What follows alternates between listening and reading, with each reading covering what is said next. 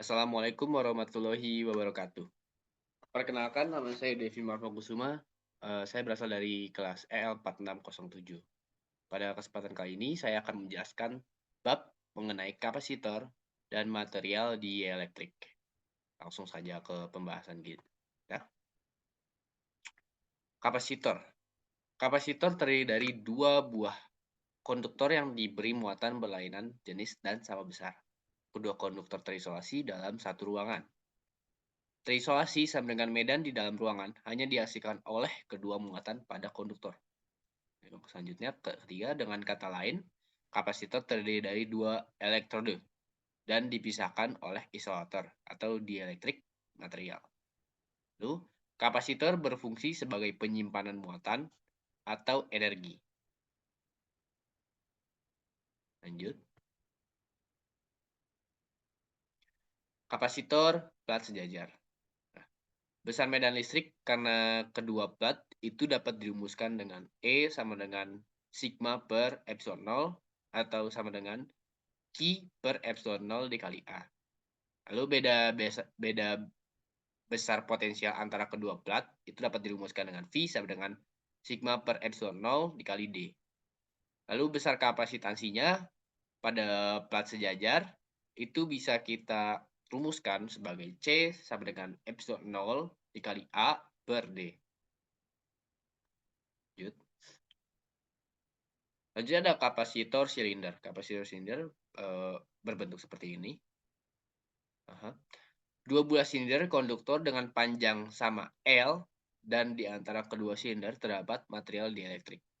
Besar beda potensial pada kedua konduktor dapat kita rumuskan sebagai V sama dengan Q per 2Pi epsilon 0 kali L kali ln B per A. Lalu besar kapasitansinya pada kapasitor silinder itu bisa kita rumuskan sebagai C sama dengan 2Pi epsilon 0 dikali L per ln B per A. Lanjut ke kapasitor bola. Kapasitor bola ada di bagian sini, bisa dilihat bagian sini, kapasitor bola ini. Kapasitor bola sama dengan dua buah bola konduktor, pusat sama dan di antara kedua bola terdapat material dielektrik. Nah, besar beda potensial pada kapasitor bola dapat dirumuskan sebagai V sama dengan Q per 4Pi epsilon 0 dikali B min A per A kali B.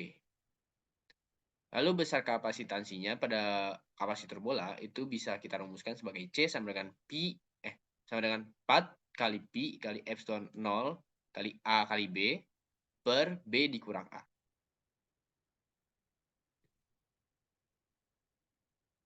Lalu ada pembahasan tentang material dieelektrik.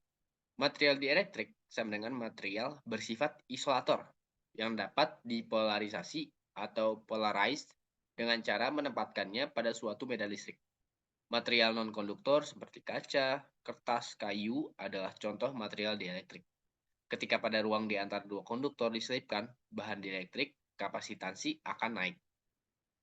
Muatan pada dieelektrik adalah muatan terikat, tidak bergerak bebas, seperti halnya pada konduktor. Lanjut. Konsep dieelektrik pada kapasitansi. Yang pertama, muatan permukaan pada dieelektrik akan memperlemah medan listrik awal antara keping. Akibatnya, perbedaan yang menjadi kecil, yang akhirnya rasio Q per V menjadi lebih besar. Lalu, kenaikan kapasitansi ini disebabkan oleh melemahnya medan listrik di antara dua keping kapasitor akibat kehadiran dieelektrik sebanding dengan faktor K. K di sini adalah konstanta dieelektrik dan ini merupakan karakteristik material dieelektrik. Lanjut, di sini ada gambar sini tanpa material dieelektrik, yang dimana ini dari plat Q plus Q menuju min Q itu tidak ada halangan. Lalu di sini ada dengan material dieelektrik, di sini di tengah-tengah sini ada penghambat isolator atau material dieelektrik. Nah, medan listrik setelah disisipkan dielektrik itu E sama dengan E0 per K. Kapasitansi setelah disisipi dielektrik C sama dengan Q per V sama dengan K dikali Q per V0. Nah, perbedaan potensial antara dua dielektrik itu V sama dengan E kali S sama dengan E0 kali S per K sama dengan V0 per K. Nah, di sini. Lanjut. Kapasitansi dari kapasitor keping sejajar. Kapasitansi dari suatu kapasitor keping sejajar yang berisi dielektrik dengan konstanta K itu dapat dirumuskan dengan C sama dengan K epsilon 0 dikali A per D. Atau bisa juga epsilon dikali A per D. Permisivitas dielektrik atau epsilon kemampuan sama dengan kemampuan suatu bahan untuk menyalurkan permit medan listrik. Sekian materi yang dapat saya sampaikan, kurang lebihnya mohon maaf. Wassalamualaikum warahmatullahi wabarakatuh.